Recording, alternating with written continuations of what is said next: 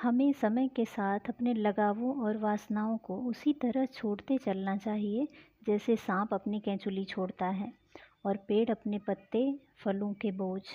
जहाँ पहले प्रेम की पीड़ा वास करती थी, वहाँ सिर्फ खाली गुफा होनी चाहिए, जिसे समय आने पर सन्यासी और जानवर दोनों छोड़कर चले जाते हैं। जी हाँ, ये कथन है निर्मल वर्मा की।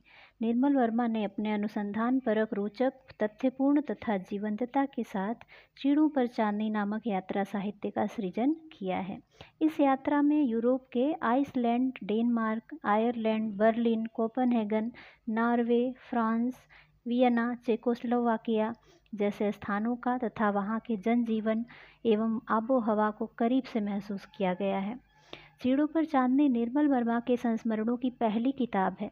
इसका पहला संस्करण सन 1964 ईस्वी में भारतीय ज्ञानपीठ कलकत्ता से प्रकाशित हुआ। इसमें वर्मा जी ने अपनी आँख से दुनिया को और दुनिया की आँखों से खुद को देखने, परखने और खोजने का प्रयास किया है। निर्मल वर्मा की यात्राएं जितनी बाहर की हैं, उतनी ही भीतर की भी। इसकी भूमिका में निर्मल जी ने लिखा है कि महज सांस ले पाना, जीवित रहकर धरती के चेहरे को पहचान पाना, यह भी अपने आप में एक सुख है। इसे मैंने इन यात्राओं में ही सीखा है। इसकी महत्वपूर्ण पंक्तियाँ जो दिल को छू लेती हैं, उसमें कुछ खास महत्वपूर्ण पंक्तियाँ मैं यहाँ पढ़ना चाहती हूँ। हम किसी जिंदा फड़फड़ाते पक्षी को क्षण भर पकड़कर छोड़ देते हैं। उसकी देह हमसे अलग हो जाती है, लेकिन देर तक हथेलियों पर उसकी धड़कन महसूस होती रहती है। यह भूमिका में इन्होंने लिखा हुआ है।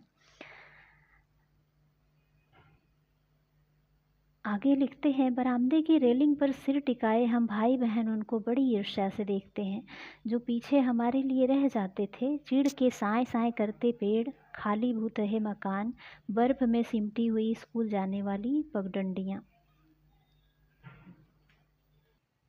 इस यात्रा साहित्य में निर्मल वर्मा ने खुद वर्णित किया है कि बर्लिन आने का सबसे बड़ा आकर्षण बर्तोल्त ब्रेख्त और उनके नाटक हैं।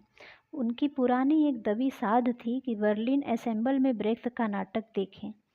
बर्लिन छोड़कर जाते समय निर्मल वर्मा को क्रिस्टोफर इथरवुड के उपन्यास गुड बाय टू बर्लिन की याद आती है।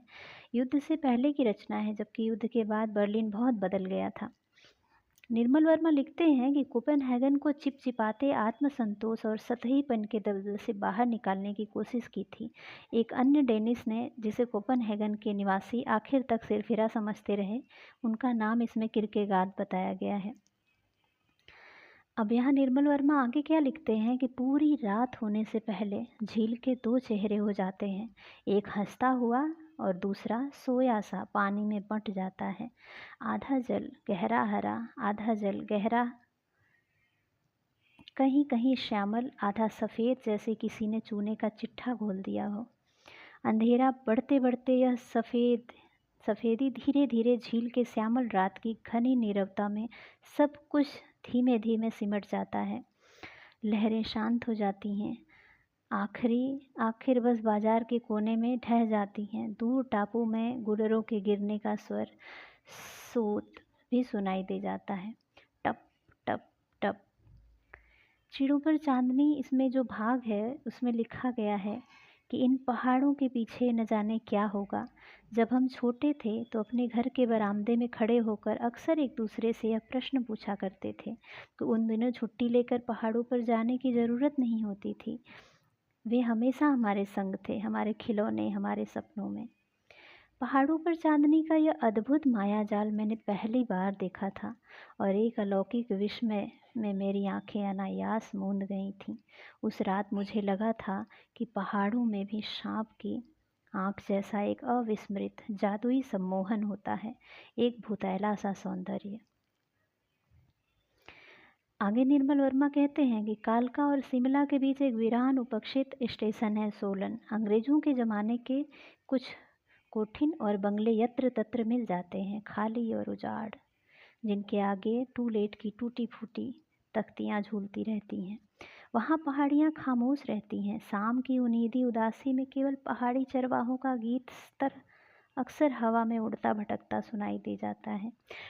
टुकड़ा है उठी हुई हथेली सा, मैं हर शाम घास की इस हरी हथेली पर बैठा हुआ इन खामोश पत्थरों को देखता हूँ, जो पत्थर नहीं हैं किंतु पत्थरों से अलहदा भी नहीं। किसी के पैरों की थाप झाड़ियों के बीच सरसराती सी सुनाई दे जाती है और उसकी गूंज चारों दिशाओं में खटखटाकर पहाड़ी हवा में गुम हो जाती है। Is there anybody there? Said the traveller knocking on the moonlit door. यह अजीब सा यात्री कौन है जिसकी पदचाप हमेशा पहाड़ों में सुनाई दे जाती है? चांदनी, पहाड़, हवा या मृत्यु?